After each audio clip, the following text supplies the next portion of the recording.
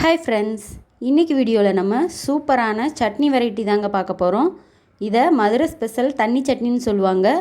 அப்படியே ஹோட்டலில் கிடைக்கிற அதே சுவையில் இருக்குங்க. வாங்க இது எப்படி பண்ணுறதுன்னு வீடியோவில் போய் பார்க்கலாம்.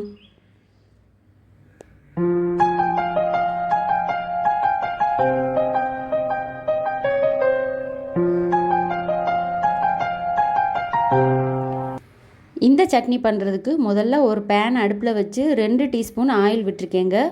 ஆயில் நல்லா சூடானதும் ஒரு 6-7 வெள்ளைப்பூடு சேர்த்துருக்கேன். இந்த சட்னிக்கு பூண்டு ஃப்ளேவர் சூப்பராக இருக்கும். அதோட இந்த தண்ணி சட்னி கொஞ்சம் சுருக்குன்னு காரமாக இருந்தால் தாங்க நல்லா டேஸ்ட்டாக இருக்கும். அதனால் உங்கள் காரத்துக்கு தகுந்த அளவுக்கு பச்சை மிளகா சேர்த்துக்கோங்க. நான் ஒரு 5 பச்சை மிளகாயை நீல வாக்கில் கட் பண்ணி சேர்த்துருக்கேன்.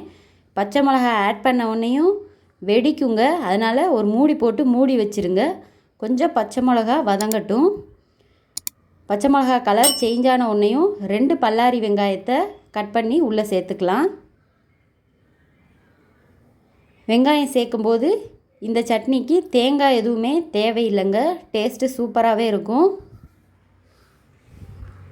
வெங்காயத்தை கொஞ்சம் கலர் சேஞ்ச் ஆகிற வரை வதக்குனா போதும்.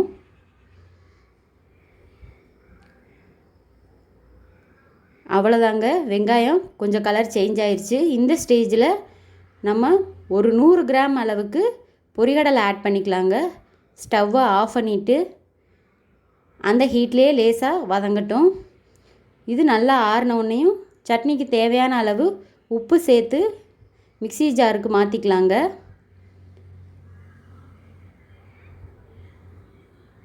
நல்லா சூடு ஆறின உடனேயும் நம்ம மிக்ஸி ஜாரில் ஆட் பண்ணி நல்லா கொஞ்சம் கொரகொரப்பாக அரைச்சிட்டு வந்துடலாம்.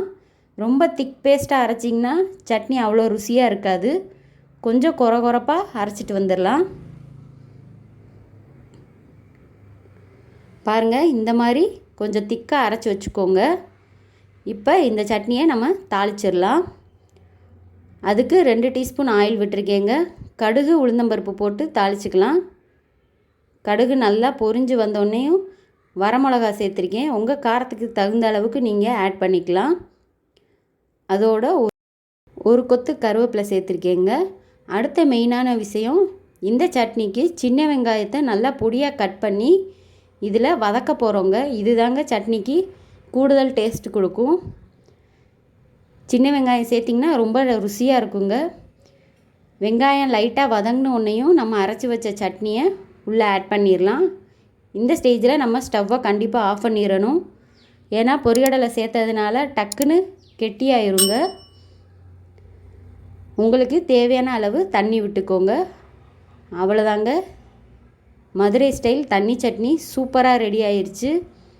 சுட சுட இட்லியோட இந்த சட்னியை நல்லா இட்லி முழுகிற அளவுக்கு ஊற்றி அந்த சட்னியும் இட்லியும் சேர்ந்து நல்லா ஊறி சாஃப்டாக வரும்போது சாப்பிட்ற சுகம் இருக்குது பாருங்கள், வேறு லெவலில் இருக்குங்க. அட்டகாசமான இந்த தண்ணி சட்னி ஈஸியாக ப்ரிப்பேர் பண்ணிடலாம். தேங்காயும் தக்காளியும் இல்லாமலே நம்ம அட்டகாசமாக ருசியான சட்னி ரெடி பண்ணியிருக்கோம். இந்த வீடியோ உங்களுக்கு பிடிச்சிருந்தா நம்ம சேனலை லைக் பண்ணுங்கள், ஷேர் பண்ணுங்கள், சப்ஸ்கிரைப் பண்ணுங்கள். மறக்காமல் உங்கள் கருத்துக்களை கமெண்ட் பண்ணுங்கள். Thank you.